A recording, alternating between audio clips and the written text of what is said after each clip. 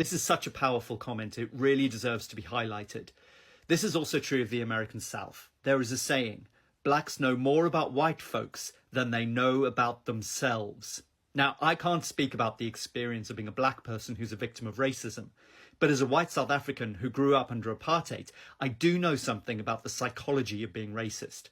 Now, in apartheid South Africa, white people controlled the economy. We had all the gold mines and the platinum and the diamonds and everything else. But there was one natural resource that black people had in abundance, that they had far more access to than white people. And that natural resource was the truth, particularly the truth about white people. You see, in a racist society, as a racist, you need to constantly be tying yourself up in cognitive dissonance. You need to be contradicting yourself dozens of times a day. So in South Africa, for example, we believed that black people were lazy, that they didn't want to do any work. They just wanted to sit around all day and do nothing.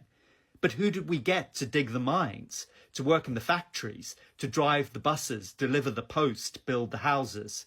It was black people. We believed that black people were dirty. But who did we rely on to clean our houses? We believed that black people couldn't be trusted, but who was left unsupervised to look after our children? You see, what racism does is it forces the racist to act like a little child who will demand whatever they need at a particular moment, even if it's contradictory. Sometimes a black person will be like your child and you'll tell them what to do. But sometimes you'll be the child and they'll be the adult. They'll be the one making your bed, cooking your dinner, even comforting you when you're in emotional distress. Racism damages white people profoundly, and then black people are the victims of that damage. We transmit that damage into their lives.